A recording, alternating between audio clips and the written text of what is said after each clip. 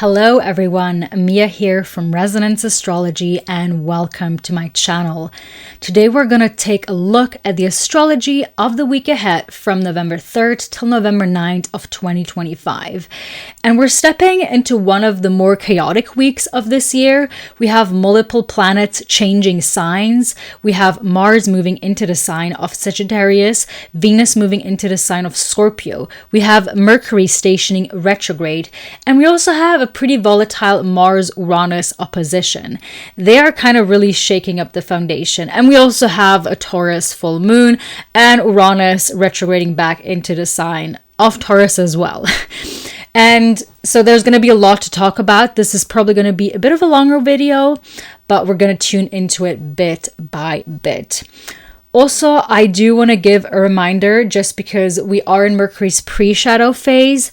If there are already miscommunications happening, tech glitches, travel delays, or rapid changes of plans, all of this is very normal, so to say. I often feel like the Mercury pre-shadow period sometimes feels almost a bit more chaotic than the actual Mercury retrograde, just because I feel like there's this build up before the station happens. And then we kind of enter the eye of the storm and the shenanigans feel almost a bit less chaotic. So if there have been a lot of delays and changes already, just know you're not alone. A lot of people experience a pretty rough Mercury pre-shadow period as well, not just in the Mercury retrograde phase in and of itself. And then I also want to say a small note on Saturn and Neptune that are both back in Pisces right now. I do feel like it has really been reopening the collective feeling of doubt and spiritual exhaustion. And so if you're feeling unanchored or questioning purpose, that is literally in the air right now. I feel like Neptune and Saturn in the sign of Pisces, in the sign of Aries, have been a bit more conducive, just because Aries is a Mars ruled sign. So it almost feels like despite all of that, despite what Saturn and Neptune sometimes can collectively bring, which is a lot of disillusionment and like kind of being faced with a real raw reality of things, which is unpleasant. But I feel like in Aries, there is still this urge of, okay, but I'm gonna push forward. I'm gonna push past that and create something. In Pisces, which is a Jupiter ruled sign, I feel like it's much easier to drift into melancholy land, and because it's a Jupiter ruled sign, it has a lot to do with faith and beliefs. And then sometimes it's way more easier to get into a state of melancholy and feel depressed and really kind of losing hope in the world or oneself or what is currently going on, and not really feeling or sensing what can come after that. Pisces has a lot to do with imagination, but when Saturn and Neptune are together very close by, it almost like stifles that imagination, where it feels impossible to imagine a better future. Obviously, it's not going to be like that for everyone. Depending on which planets and constellation you have in your chart, it's going to affect you more deeply or less deeply. So I just want to urge you to be compassionate with yourself. This is something a lot of us are going through right now. Collectively, you are definitely not alone if you are experiencing this, and it is gonna shape and shift. Okay, this is a moment in time where this is very present, and obviously we are all entering into an era that is filled with much more air and much more instability in and of itself. And I do feel like this week actually really signals that very clearly, that we are shifting gears and stages. Obviously, this is still more of a preparation year. A lot of planets are retrograding back into their previous signs. So we are in between worlds still, okay? We are at the threshold. We're going a bit back and forth, and these last few months of this year are really going back over a few things just because of all the retrogrades. And so this week is showing that clearly. And so on Monday, November 3rd, which is now, we already had this happen, but it's still up in the air. Venus in Libra squaring Jupiter in Cancer. There is tension between aesthetic harmony and emotional excess. So definitely still today, watch out for tendencies to overpromise or overspend or seek emotional validation through indulgence. It might be a day where like, you know, be careful to not buy the thing just for the sake of buying the thing if you don't actually really need it. It's very easy to like overspend money and kind of like, it's like a bit of a treat yourself type of attitude when Venus in Libra squares Jupiter in Cancer, where it feels like almost, do I really need to get the thing, or is it just gonna make me feel emotionally better for 2 seconds after I open the package and then I don't really need it anymore? So yes, definitely watch out for not overindulging. And the positive way this can manifest is obviously being generous. So maybe instead of thinking, what do I need? Think of, what do other people need? And oftentimes, even in my personal life, if I'm focusing on my own lack, it really puts me in that space of feeling like there is so much lack. But if I focus on, how can I give, how can I contribute, it almost like satiates this feeling inside of me that has felt that lack and makes it like go away. So that would be like the more positive expression of this transit. But I will not focus on it too much, just because this already happened and we are like slowly moving away from it already. So, but if you have been feeling this yesterday, that's like, that was strong over the weekend as well. And then on Tuesday, November 4th, we have Mars in Scorpio trining Neptune in Pisces before Mars enters Sagittarius. So this is happening very late degrees of both of these signs. So there is a brief softening before the storm. And almost, it feels like a productive outlet for emotional intensity. So channel your passion to art, to ritual, and movement that day if you feel like it. But do be aware of slipping into escapism or emotional martyrdom, because again, this is up in the air. We are still, this is like the last bit of that water trine that has been very strong last week. And I feel like a lot of people with strong water placements in their charts have been feeling quite overwhelmed and overly emotional, more than usual. And so I do think I like this last part because it feels like we can channel that into something if we want to.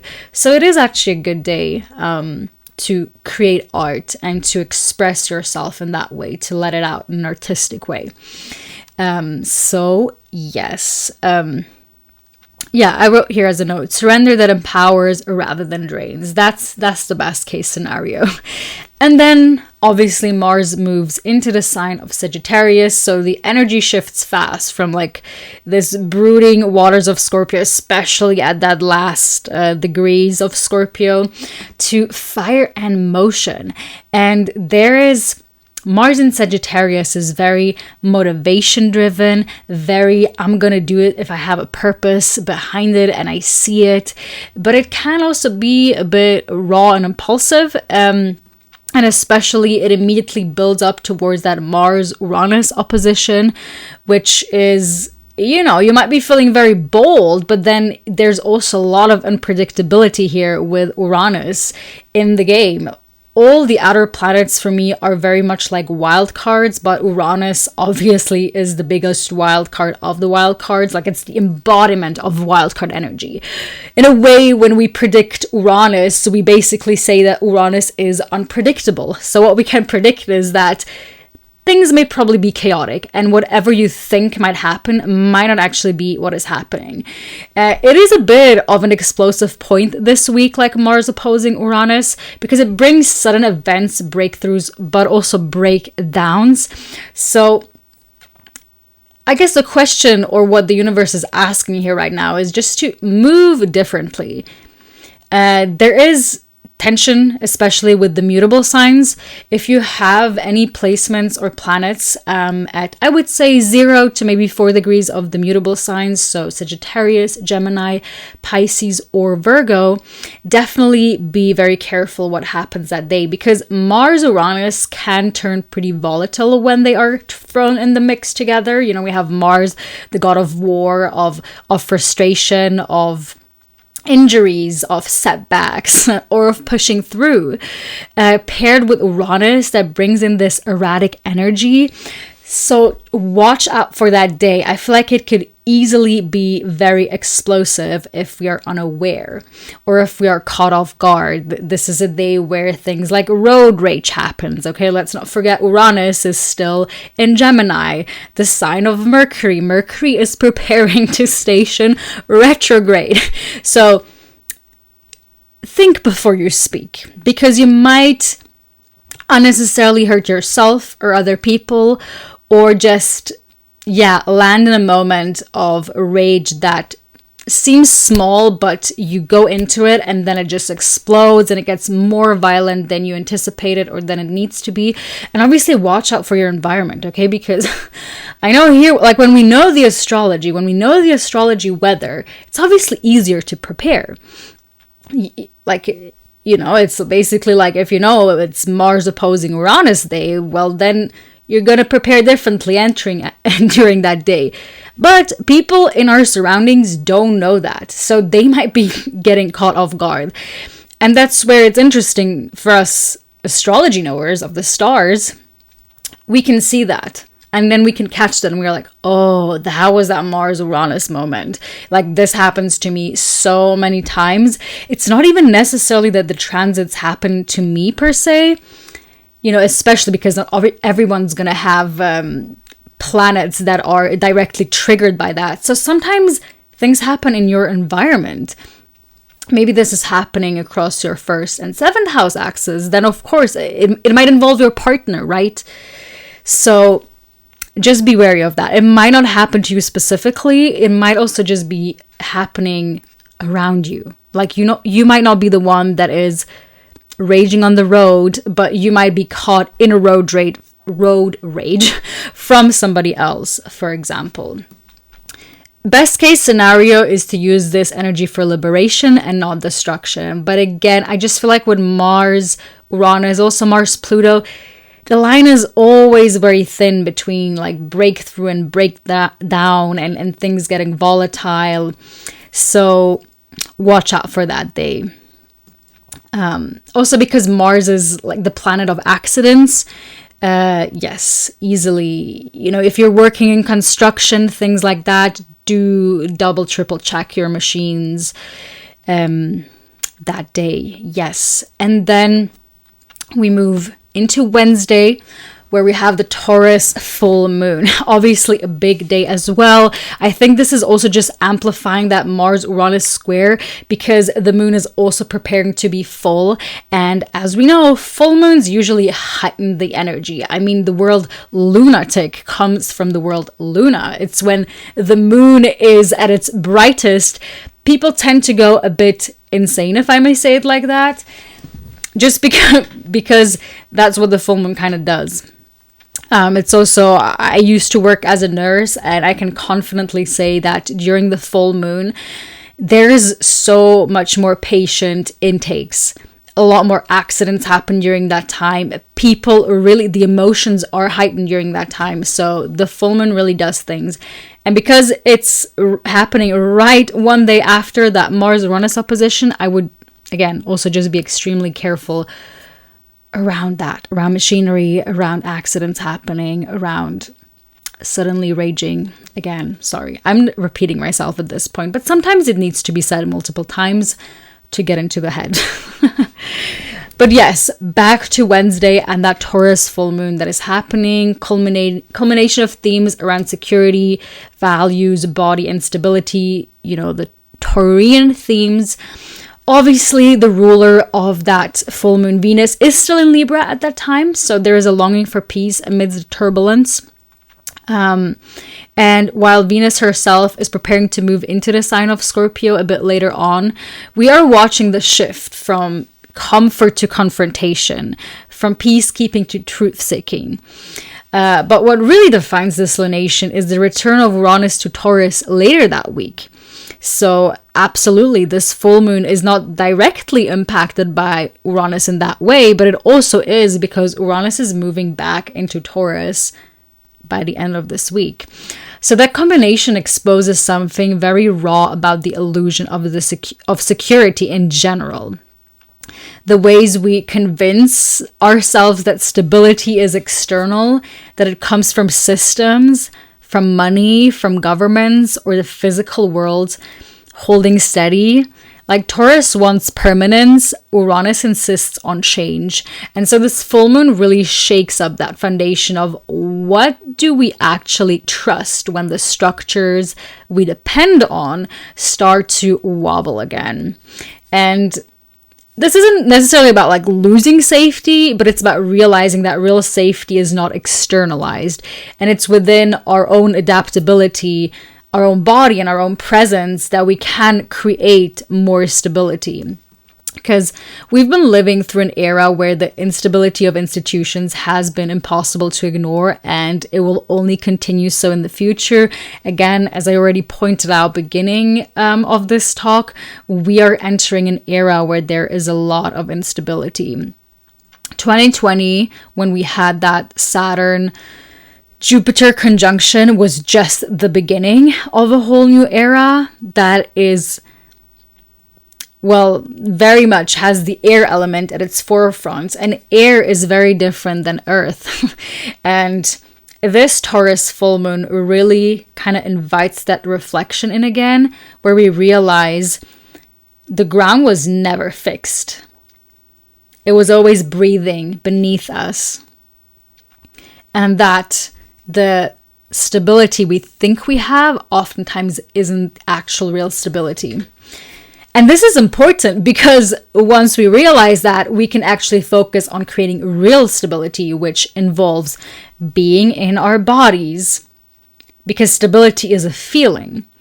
Building community, building something that is actually genuinely tangible, that belongs to you. Everything that is like institutions and governments, yeah, it's not good to depend on them too much. Of course, we live in an interdependent society, and like it's impossible to just completely move away. Obviously, people do that. So it is possible if you want that life. But then there's other things that you have to be okay with. And not everybody's going to be okay with not having the structures. We live in a society at the end of the day. But I do think this full moon is really illuminating that feeling of what is breaking apart and where have we felt security crumble in our lives. So wherever Taurus lands in your chart, aka the house that Taurus rules in your chart, that is going to be the topics where you're going to question the sense of, or the illusion of security. Yes. And then we move into Thursday, November 6th. We have a Mars-Pluto sextile, and yeah, it's, understated but potent, especially after the other transits. There is power to transform frustration into purpose. So if this week feels frustrating, that is kind of the day where I feel like we can turn it into something productive. Yes. And then also we have Venus entering the sign of Scorpio that day. Moon enters the sign of Gemini. Obviously, when Venus enters Scorpio, relationships tend to deepen and desire turns more investigative. Oh my gosh, I'm sorry, I can't pronounce it. Investigative. Yes. There is, Venus in Scorpio is basically passion, but with an X-ray vision. So intimacy becomes truth-seeking. There's something about Scorpio always wants to seek the truth. Yes, but obviously now we have the ruler of Scorpio, Mars, in Sagittarius. So there might be that, there is a clash between depth and freedom. But honestly, both of these signs have, what they share in common is that both value truth. Obviously in different ways. I feel like Scorpio wants the real, raw, naked truth of the human experience. It wants to experience the real, raw emotions of what it means to be human and not wearing the masks. And then Sagittarius, obviously, is a Jupiter-ruled sign. It seeks the truth, the above truth. It wants to know, why am I here? Why am I living? What is the truth about my existence? It's a bit more philosophical than Scorpio, but they do share, that is really a similarity between both of these signs, and usually what they can agree on is that they value truth. Yes. On Friday, November 7th, we don't really have any major applying aspects, so there's nothing specifically to say about that day, which is nice. You know, there's so much going on anyways, so it's okay if we have one day where there aren't any major transits. On Saturday, November 8th, we have Uranus retrograding back into the sign of Taurus, so we're revisiting the era of 2018 where Uranus briefly dipped into Taurus. Obviously 2019 was the year Uranus fully moved into the sign of Taurus, but we are looking at that storyline of, yes, Taurian topics, material changes. Again, the topic of stability is in the forefront again, of our resources and our sovereignty and all of that. I mean, Uranus has been very much rebuilding and reshaking our foundations when it comes to that anyways. And so I do feel like this week Taurus is really highlighted in that way. So watch out for that Taurus house and the topics that Taurus rules in your chart, because that is going to be shaken up once again.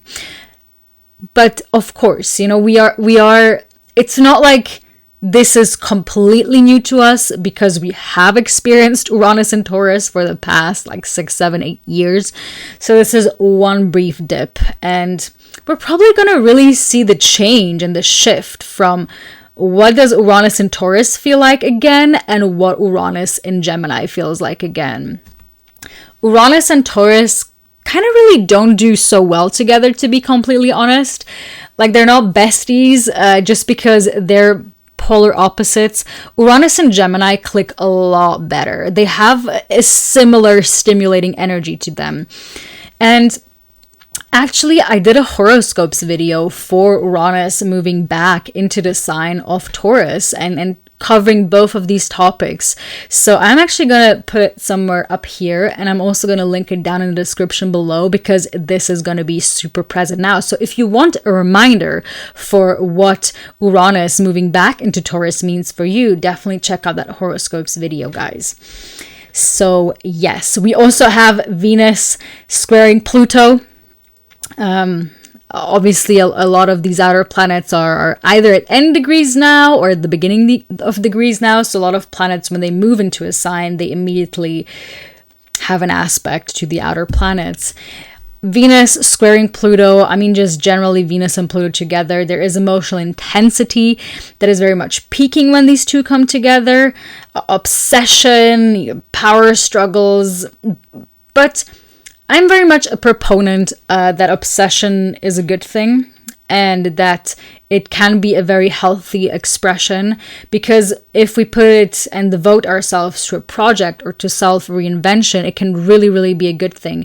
The unhealthy way of that showing up in our lives would obviously be something like control, jealousy, or when we are projecting that feeling, when we think that it's a person that can satiate this feeling once we get them. That's where we are living a lie.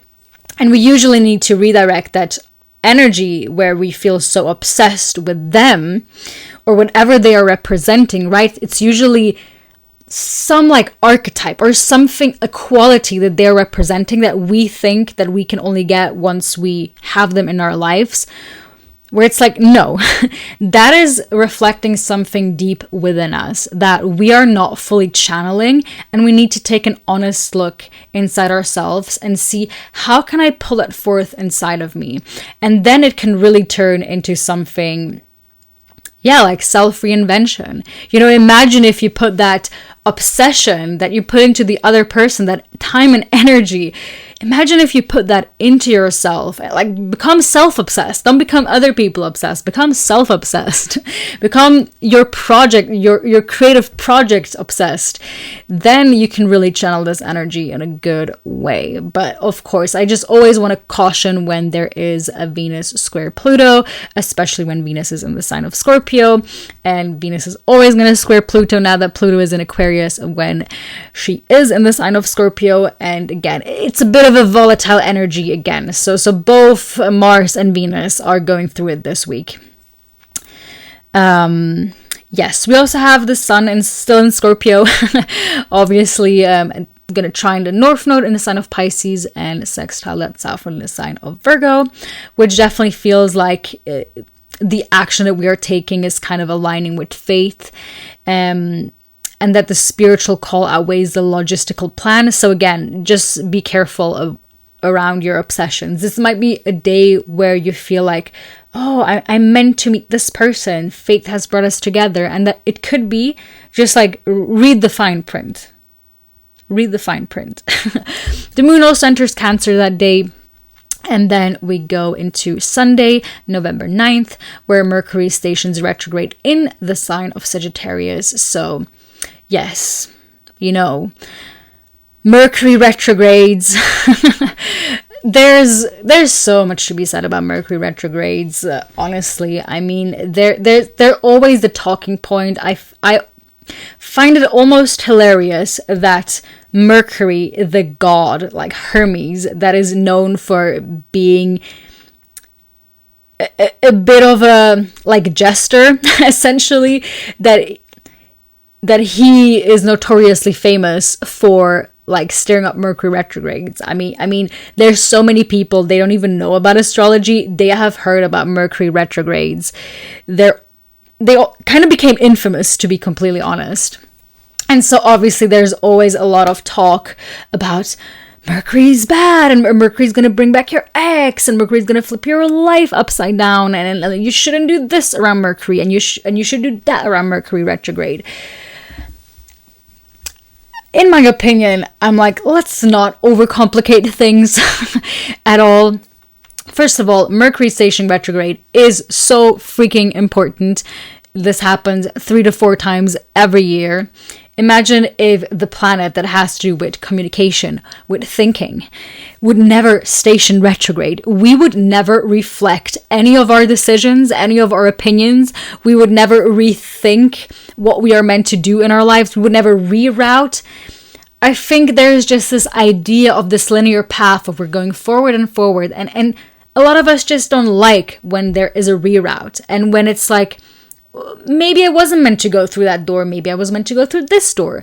But I do think these points in our lives and when Mercury's retrograde are so important, because there is a lot of possibility when we are in a position where we reflect and rethink things, because then we can reroute in a much better way.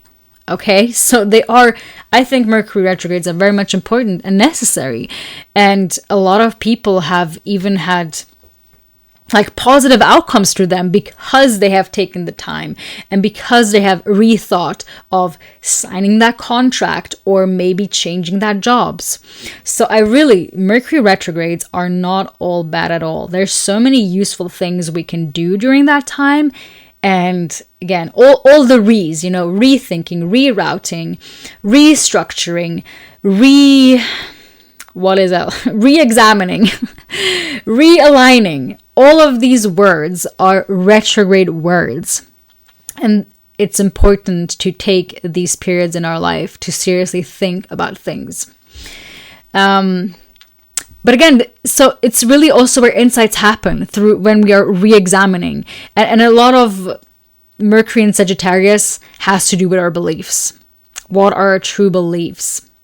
So just don't rush clarity. Let confusion reveal what needs to be revealed during that time.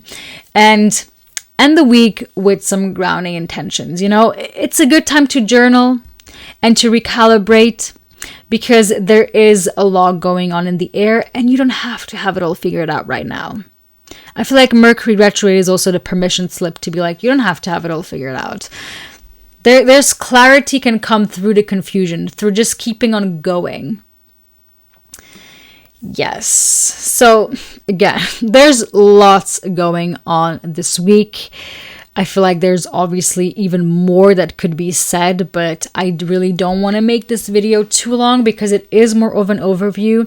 But I am always curious to hear your inputs and insights. So if you have any of these, please leave them down in the comments below or DM me on Instagram and we can chat about it. I always love when people bring in personal examples of the transits they're living through. Yes, so let me just look here. Wait, sorry, I lost my narrative. That feels like Mercury retrograde, losing your narrative. So yeah, but definitely, you know, before you move forward, re-examine what you think, you know. And yes, let's just briefly sum it up. Okay, so we have Mars moving into the sign of Sagittarius, immediately opposing Uranus and Gemini. We have Taurus full moon going on this week. We have Venus moving into the sign of Scorpio, pretty much also immediately squaring Pluto. We have Uranus retrograding back into the sign of Taurus, and we also have that full moon in Taurus. How could I forget almost? And we have Mercury stationing retrograde. So yes, there is a lot going on. Oh, and also, by the way, if you didn't already see, I made Mars and Sagittarius horoscopes for your sign, a very specific guidance. It's really also going in depth in all the transits. So it's not just your average horoscopes where it's like, oh, what is Mars in Sagittarius in your 6th house? It's like, what is Mars in Sagittarius in your 6th house, and what is Mars in Sagittarius opposing Uranus through your 6th and 12th house axis, and all the other transits that are going on. So I'm really packing in the transits as well, okay? So you're going to have a much deeper understanding of what the whole journey is about. And I'm also going to link it down below, and probably also briefly put it up here so you can click on it right away if you want to. Yes, definitely this week I urge you to practice body awareness if you can throughout the Taurus full moon. I think Taurus is always a sign that invites us to reconnect with our flesh bodies, and stay gentle with the retrograde process. Okay, this week is dismantling rigidity so movement can become meaning again. And to briefly future trip next week, we have Jupiter stationing retrograde in the sign of Cancer. This is bringing emotional reflection and nourishment after this week's volatility. There is generally, the astrology softens a bit next week. We'll also see the second of 3 Mars-Mercury conjunctions. Okay, this is the second one we're getting when Mars and Mercury conjunct in the sign of Sagittarius. Yes, this is definitely going to continue the story of reframing our divine communication. Well, hi. I don't know if you hear my cat, but now she's meowing. Anyhow, yes, this week is loud and restless and alive. But in the noise, something essential is rearranging. That is our relationship to control, to certainty, and to trust. And again, when security collapses, what remains is truth. And the body's quiet knowing that we're still here. We're alive, we're breathing, we're here in that moment, and we're meant to be here. For whatever reason is unknown, but there's joy in figuring it out. And I feel like that's a lot of that Sagittarius and Scorpio energy that is currently up in the air. That's what I have to say. And if you heard my cat, she's saying bless you too. And we're going to see each other soon. Have a lovely week, guys. And bye.